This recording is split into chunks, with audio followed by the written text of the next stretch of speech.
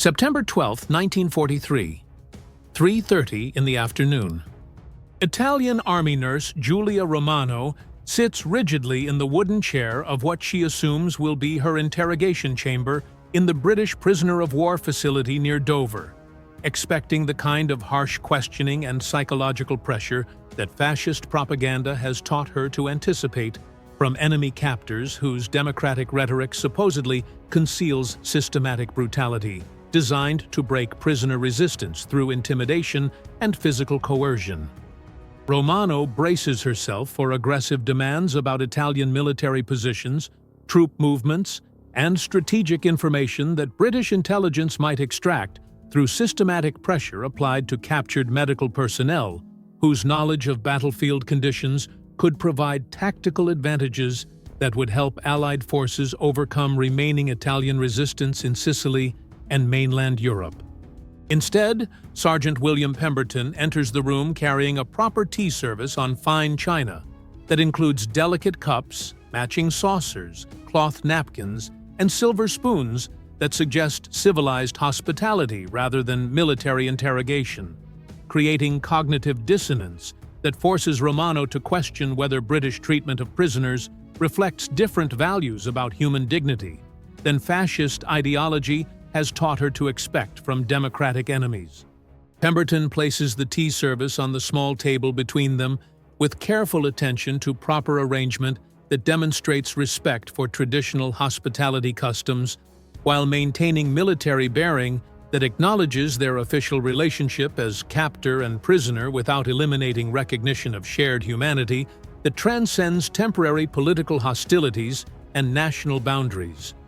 "Good afternoon, Signorina Romano," Pemberton says in carefully pronounced Italian that reflects his preparation for working with captured personnel whose cooperation might be enhanced through demonstration of cultural respect and linguistic courtesy rather than intimidation tactics that could create resistance without serving legitimate intelligence gathering or humanitarian purposes.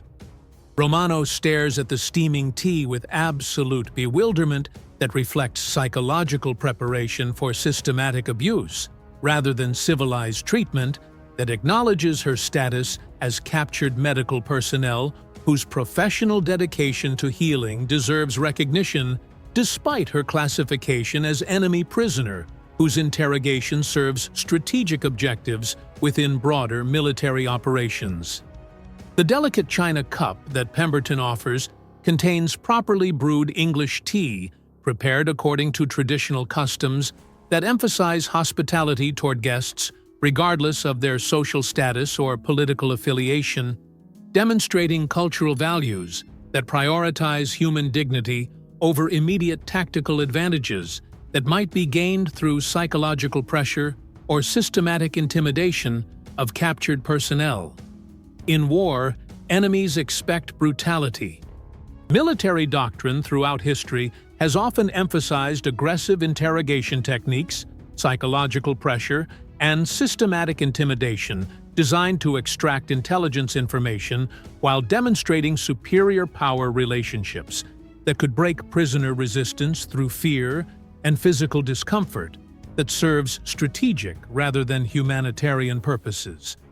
But sometimes, civilization persists through simple gestures that honor humanity above hostility. Sometimes, individual moral choice and cultural traditions create opportunities for maintaining human dignity during circumstances that typically reduce complex human relationships to tactical problems requiring efficient solutions that prioritize military objectives over recognition of shared values and universal human worth. The capture of Italian medical personnel during Allied operations in Sicily had created unusual circumstances where British forces encountered enemy combatants whose professional dedication to healing created moral complications about appropriate treatment that balanced legitimate security requirements with recognition of humanitarian service that transcended national boundaries and political classifications during wartime circumstances. Romano's background included medical training in Florence, where she had specialized in battlefield surgery and trauma care, that emphasized preserving life regardless of patient nationality or political affiliation, creating professional identity that combined patriotic service with universal humanitarian values about medical ethics and individual obligation to treat wounded personnel according to professional rather than political criteria. Her capture 3 days earlier had occurred during chaotic retreat operations when Italian medical facilities were overrun by advancing British forces whose rapid advance had prevented systematic evacuation of wounded personnel and medical staff whose continued service was needed for treating casualties, regardless of their classification as friendly or enemy forces. The British military policies regarding captured medical personnel reflected Geneva Convention requirements about treating healthcare workers according to special provisions that recognize their humanitarian service, while acknowledging legitimate security concerns about intelligence information that medical personnel might possess regarding enemy military operations and strategic planning. Pemberton's background included pre-war education at Cambridge, where classical studies had emphasized Greek and Roman traditions about hospitality toward strangers, guest-host relationships, and cultural obligations to provide civilized treatment for visitors regardless of their social status or political affiliation, creating moral framework that influenced his approach to prisoner supervision. His military training had emphasized British cultural values about maintaining gentlemanly conduct even during wartime circumstances, recognizing that civilized behavior reflected national character while serving strategic purposes through demonstration of democratic values that could influence enemy morale and post-war relationships between formerly hostile populations. The tea service that Pemberton used for prisoner interactions represented deliberate choice to maintain civilian courtesy traditions that demonstrated British cultural commitment to civilized behavior regardless of military circumstances, creating atmosphere that could facilitate cooperation while honoring humanitarian values that transcended immediate tactical objectives. Do you think Pemberton's tea service reflected genuine commitment to maintaining civility during wartime? Or do you think it represented sophisticated psychological manipulation designed to create prisoner cooperation through unexpected kindness that served intelligence gathering more effectively than aggressive interrogation techniques that might generate resistance rather than useful information? The cultural significance of proper tea service in British social tradition included recognition of guest status that acknowledged human dignity while maintaining appropriate social relationships based on mutual respect rather than power dynamics that reduced complex human interactions to hierarchical arrangements, serving institutional rather than personal purposes. The psychological impact on Romano of receiving civilized treatment included cognitive dissonance that challenged fascist propaganda about British brutality, while creating emotional confusion about appropriate response to unexpected courtesy that contradicted everything she had been taught to expect from democratic enemies whose political system supposedly concealed systematic violence. The gradual recognition among Italian prisoners that British treatment reflected genuine cultural values rather than strategic manipulation occurred through consistent demonstration of courtesy that maintained human dignity while fulfilling legitimate security requirements without resorting to systematic intimidation or psychological pressure that violated humanitarian principles. The language barriers that initially complicated communication between Italian prisoners and British guards were gradually overcome through patient attempts at cultural exchange that emphasized mutual respect, while demonstrating that civilized interaction could transcend linguistic differences when individual choice prioritized human dignity over operational efficiency or tactical advantages. The other Italian women in the facility demonstrated varying responses to unprecedented civilized treatment, with some immediately appreciating British courtesy, while others remained suspicious that apparent kindness concealed ulterior motives designed to extract cooperation through psychological manipulation that exploited cultural expectations about hospitality and social interaction. The development of trust that occurred through consistent courteous treatment included Italian prisoners' gradual recognition that British values about human dignity were genuine rather than strategic, creating psychological foundation for cooperation that served legitimate security purposes while maintaining humanitarian standards that honored professional medical ethics and individual worth. The cultural exchange that emerged during tea service interactions included sharing of personal stories, professional experiences, and family backgrounds that revealed common human experiences transcending national boundaries while demonstrating that civilized interaction could occur even during circumstances that typically emphasized hostility and mutual dehumanization. The recognition that civilized treatment enhanced, rather than compromised, military effectiveness included understanding that prisoner cooperation improved when courtesy replaced intimidation, demonstrating that humanitarian values could serve strategic purposes while maintaining moral standards that reflected democratic principles about human dignity and individual worth.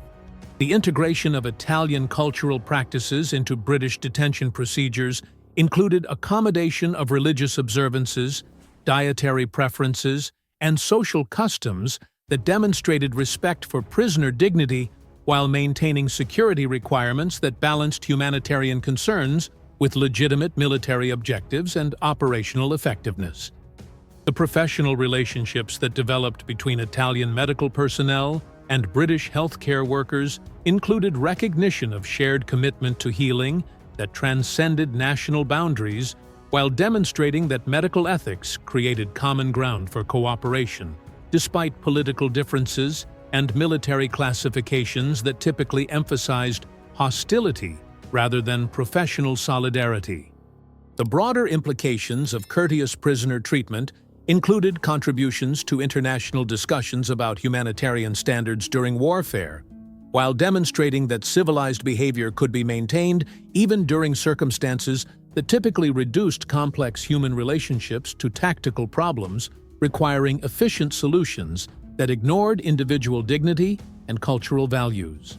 The documentation that emerged from British prisoner facilities included testimony about civilized treatment that challenged propaganda narratives while contributing to post-war recognition that humanitarian values had been maintained despite wartime pressures that typically eliminated cultural courtesy in favor of operational efficiency and tactical advantage.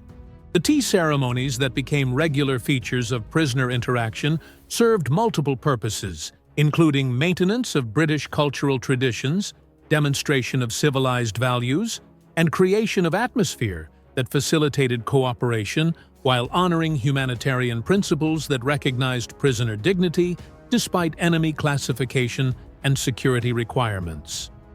The transformation that Romano experienced from fearful captive to respected individual reflected psychological healing that occurred when human dignity was consistently acknowledged through cultural courtesy that demonstrated genuine recognition of personal worth, rather than tactical manipulation designed to extract cooperation through false kindness. The mutual respect that developed between former enemies included recognition of shared professional values, common human experiences, and cultural traditions that emphasized hospitality and human dignity regardless of political differences or temporary military hostilities that had created artificial boundaries between populations with similar values and aspirations. The education that occurred through cross-cultural interaction included British appreciation for Italian medical traditions, while Italian recognition of democratic values challenged propaganda representations, creating mutual understanding that contributed to post-war reconciliation efforts and international cooperation in humanitarian and medical fields. Romano's post-war career included continued medical practice that emphasized international cooperation while maintaining appreciation for British courtesy that had demonstrated civilized values during wartime circumstances, carrying forward recognition that human dignity could be preserved even during conflicts that typically eliminated cultural courtesy in favor of tactical advantage. Pemberton's post-war life included continued advocacy for humanitarian treatment of prisoners, while maintaining recognition that civilized behavior reflected cultural strength rather than weakness, demonstrating that democratic values required consistent application even during circumstances that tempted abandonment of humanitarian principles for operational efficiency. The prisoner facility where civilized treatment had occurred eventually became model for international humanitarian standards that emphasized maintaining human dignity during detention, while recognizing that cultural courtesy could serve strategic as well as moral purposes when circumstances required balancing security needs with humanitarian obligations. The tea service traditions that had maintained civility during wartime became symbols of cultural resilience that demonstrated capacity for preserving humanitarian values even during circumstances that typically eliminated social courtesy in favor of tactical efficiency and operational effectiveness that ignored individual dignity and cultural traditions. The broader social implications of maintaining courtesy during warfare included contributions to post-war democratic reconstruction that emphasized civilized values, while demonstrating that humanitarian principles could survive military conflict when individual moral choice prioritized human dignity over institutional pressure to abandon cultural traditions that served humanitarian rather than tactical purposes. In the end, the tea that British guards served to Italian prisoners became evidence that civilization could persist during warfare when individual choice and cultural values prioritized human dignity over tactical advantages, demonstrating that authentic strength included capacity for maintaining humanitarian principles even during circumstances that typically eliminated courtesy in favor of operational efficiency. The civility that began with proper tea service created foundation for post-war reconciliation that demonstrated how wartime courtesy could influence peace negotiations and international cooperation, proving that maintaining cultural values during conflict served strategic as well as moral purposes by preserving humanitarian standards that facilitated reconstruction and democratic development. The transformation from expected brutality to experienced courtesy illustrated that propaganda narratives about enemy behavior could be challenged through individual moral choice that demonstrated authentic cultural values, creating opportunities for mutual understanding that transcended temporary political hostilities to establish foundations for lasting peace and international cooperation. The hospitality that transcended temporary hostilities revealed that authentic civilization required maintaining humanitarian values even during circumstances that tempted abandonment of cultural courtesy for tactical advantage, demonstrating that true strength included capacity for preserving human dignity when institutional pressure encouraged dehumanization of enemy populations for operational effectiveness. The recognition that maintaining civility during warfare preserved humanity for peace illustrated that individual moral choice could influence strategic outcomes through demonstration of cultural values that created foundation for post-war reconciliation,